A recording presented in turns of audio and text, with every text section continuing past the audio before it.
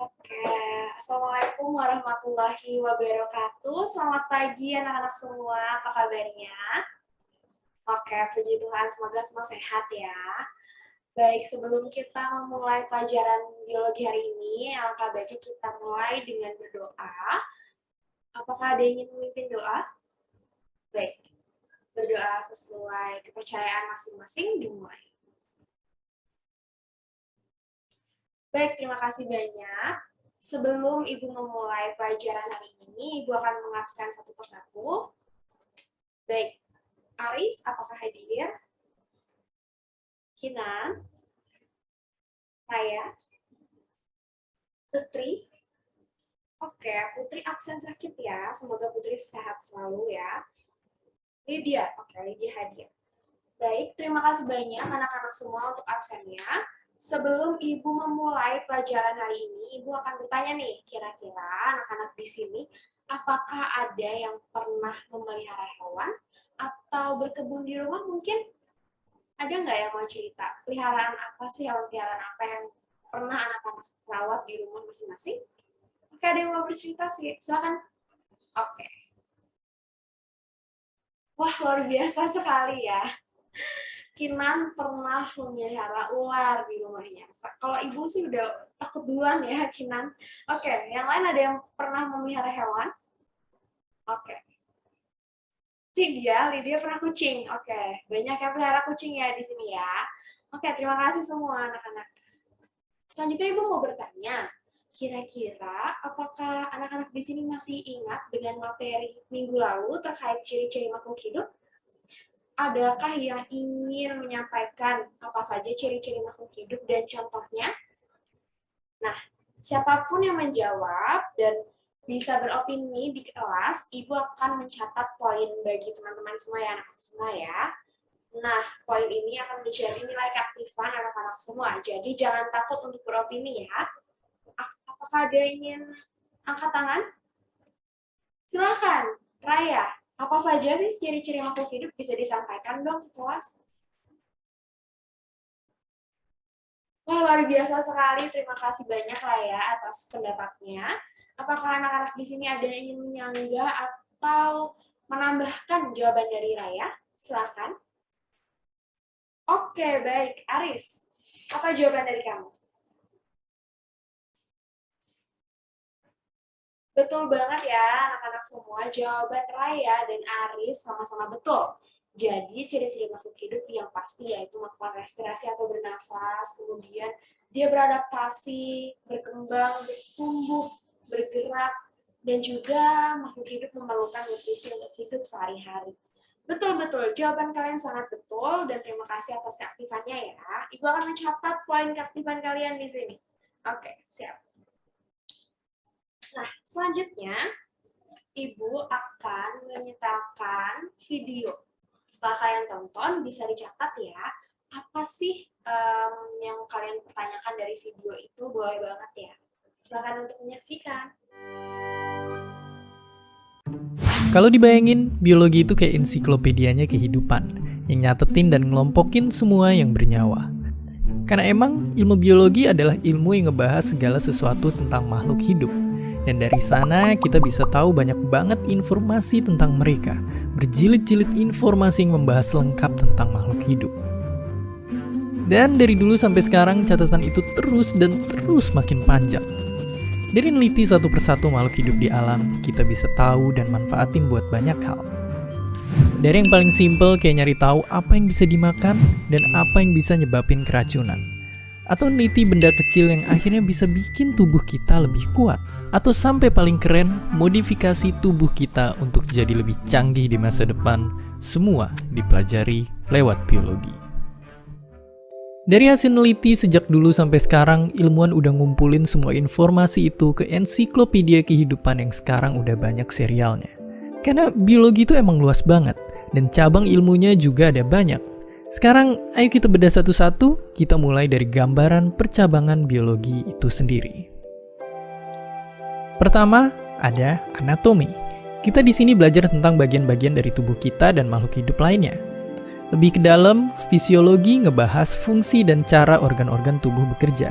Misalnya tentang gimana makanan dicerna dalam perut. Dan kalau kita zoom in lagi, ada makhluk hidup berukuran sangat kecil yang ikut hidup di dalam tubuh kita. Itulah mikrobiologi. Di dalam situlah biologi seluler kemudian neliti seluk-beluk sel sampai nantinya biologi molekuler ngebahas sifat dan interaksi molekul-molekul makhluk hidup. Dan gak cuma itu, begitu udah ngeliat sampai sini kita bakal ketemu sama dasarnya, genetika. Dan inilah yang bikin warna rambut dan bentuk tubuh kita sama kayak orang tua kita. Dan ini gak cuma terjadi di manusia aja, tapi semua makhluk hidup juga ngalamin penurunan sifat dari induk mereka. Inilah kenapa semua makhluk hidup tadi perlu dibagi-bagi berdasarkan cirinya dan dikelompokin di dalam ilmu yang namanya taksonomi.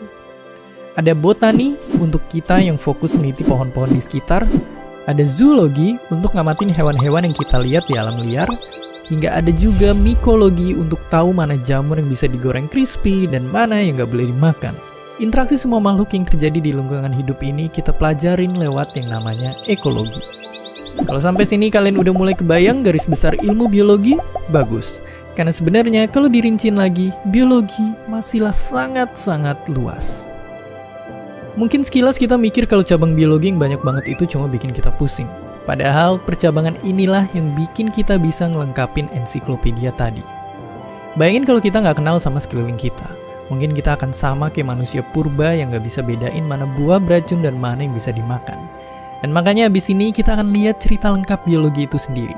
Tentang bagaimana biologi bermula dari upaya manusia bertahan hidup hingga menjadi awalan bagi terobosan-terobosan peradaban manusia.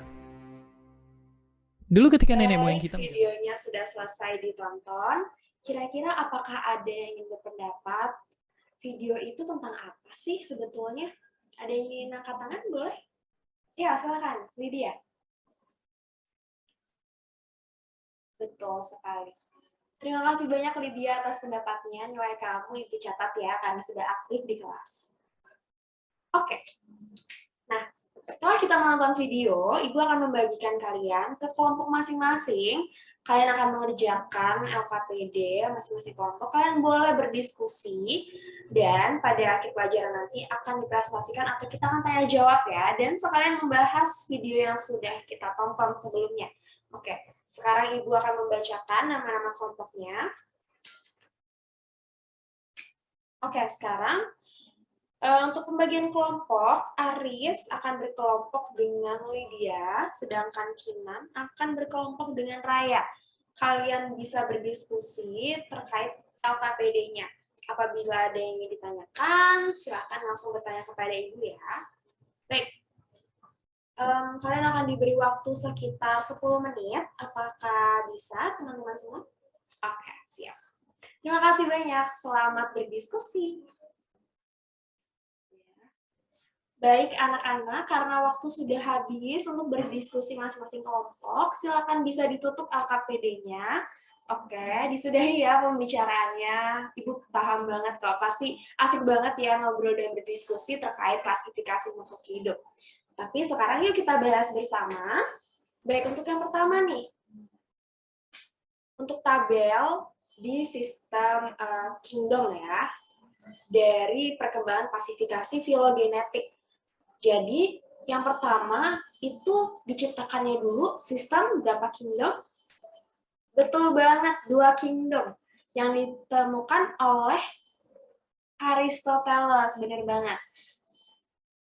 Tokoh penemunya adalah Aristoteles, kemudian sistem ini dibagi menjadi 2 kingdom. Yang pertama, kingdom plantae atau tumbuhan ya, yang sudah kita tahu bahwa ciri-cirinya itu memiliki dinding sel, kemudian berklorofil, dan bisa melakukan proses fotosintesis. Kedua, ada kingdom animalia atau hewan, yang sudah kita ketahui ada apa saja ciri-cirinya? Betul banget, ciri-cirinya yaitu tidak memiliki dinding sel, tidak berklorofil, dan mampu bergerak bebas. Lawan dari kingdom plantae yang tidak bisa bergerak bebas, begitu ya. Selanjutnya yaitu klasifikasi yang ditemukan oleh Ernest Haeckel. Dibagi menjadi sistem, betul 3 kingdom ya anak-anak. Tadi 2 kingdom, sekarang 3 kingdom. Jadi dibagi menjadi yang pertama kingdom protista yang memiliki ciri apa saja anak-anak? Uniseluler atau multiseluler, betul. kedua dan ketiga sama ya anak-anak dengan sistem klasifikasi sebelumnya, yaitu ada kingdom, animalia, dan plantae. Baik.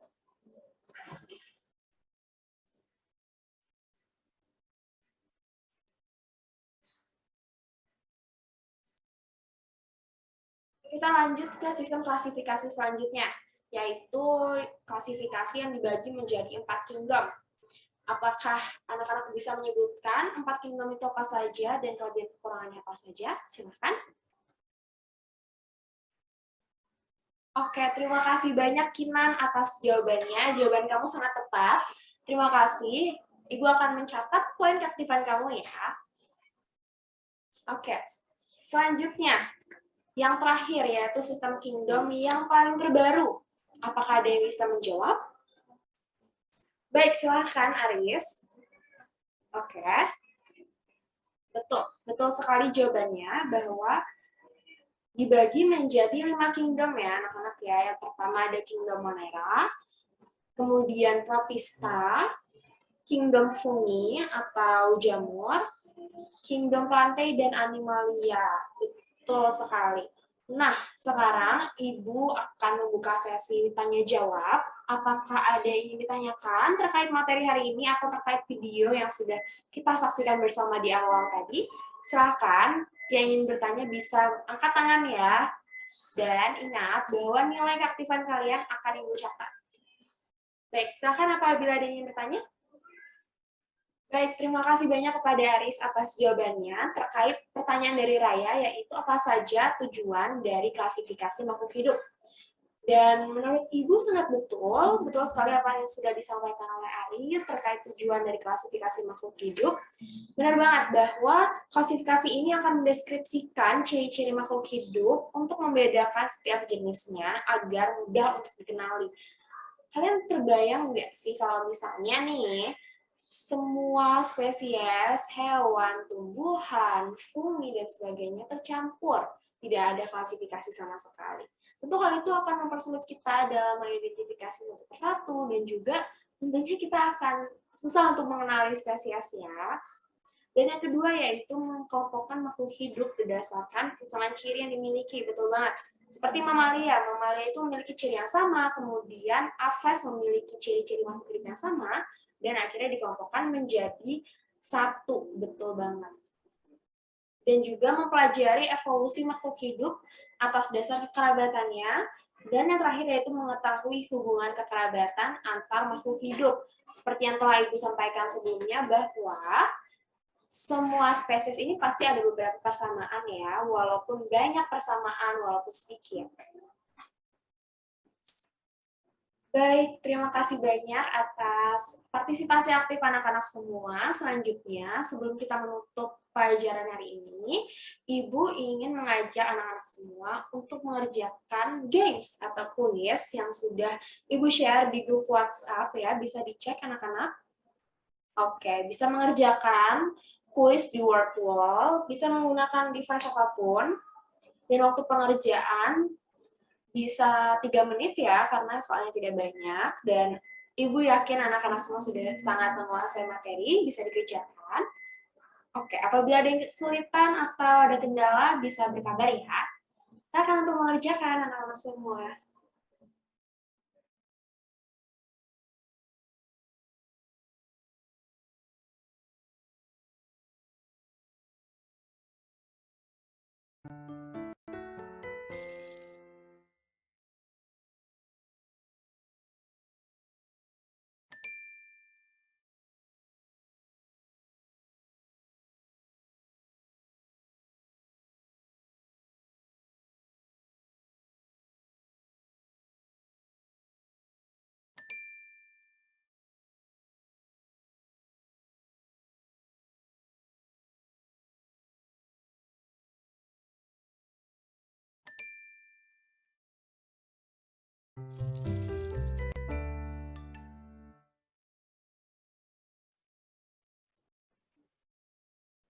Wah, Ibu lihat kalian sudah mengerjakan semua ya, dan nilainya sangat bagus-bagus. Terima kasih sudah mengerjakan gamesnya.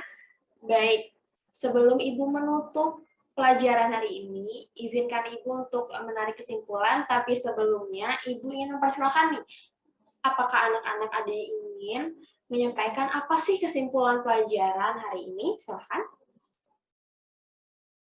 Baik, terima kasih banyak anak-anak atas penarikan kesimpulannya, namun izinkan Ibu untuk ikut menarik kesimpulannya atas pelajaran hari ini. Jadi, definisi atau apa sih sebenarnya klasifikasi makhluk hidup itu adalah pengelompokan makhluk hidup berdasarkan persamaan ciri, kemudian cara hidup, tempat hidup, dan daerah penyebaran. Dan klasifikasi makhluk hidup ini meliputi spesies, genus, family, ordo, kelas, filum, dan yang terakhir yaitu kingdom. Di mana semakin banyak persamaannya, maka semakin sedikit jumlahnya mengerucut ya. Baik, terima kasih banyak anak-anak atas pelajaran hari ini. Saya sangat suka dengan keaktifan anak-anak semua berpartisipasi aktif dan jangan takut untuk beropini di dalam kelas ya. Baik, terima kasih banyak anak-anak semua. Sebelum Ibu menutup pelajaran hari ini, anak-anak bisa mengerjakan tugas ya, yang dikerjakan secara individual. Dengan ketentuan sebagai berikut, anak-anak akan membuat mind map yang menjelaskan klasifikasi makhluk hidup dengan ketentuan sebagai berikut. Yang pertama, mengerjakan pada kertas yang berukuran A4. Kemudian, mind map bisa dibuat secara sekreatif mungkin yang anak-anak mau, bisa menggunakan font atau warna yang dapat terbaca dengan jelas ya. Kemudian, diperbolehkan untuk menambahkan hiasan. Misalnya, anak-anak mau memasukkan foto ilustrasi hewan, tanaman, itu sangat dipersilahkan. Kemudian, untuk dapat mencantumkan sumber referensi pada pojok kanan bawah. Oke ya, ingat selalu mencantumkan referensi di tugas kalian.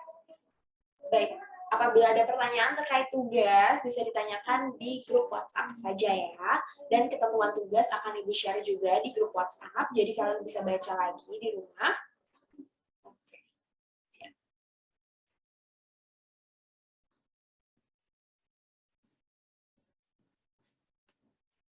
Baik, anak-anak, tibalah kita di penghujung pembelajaran hari ini. Terima kasih banyak atas partisipasi aktif teman-teman semua, anak-anak semua. Semoga ilmu yang dipelajari hari ini dapat bermanfaat dan bisa diimplementasikan di kemudian hari ya, anak-anak semua. Sebelum Ibu menutup, apakah ada yang ingin memimpin doa? Baik. Berdoa menurut agama dan kepercayaan masing-masing, dimulai. Terima kasih anak-anak semua, semoga sehat selalu ya, dan jangan lupa untuk mengerjakan tugasnya. Ibu pamit ya. Terima kasih.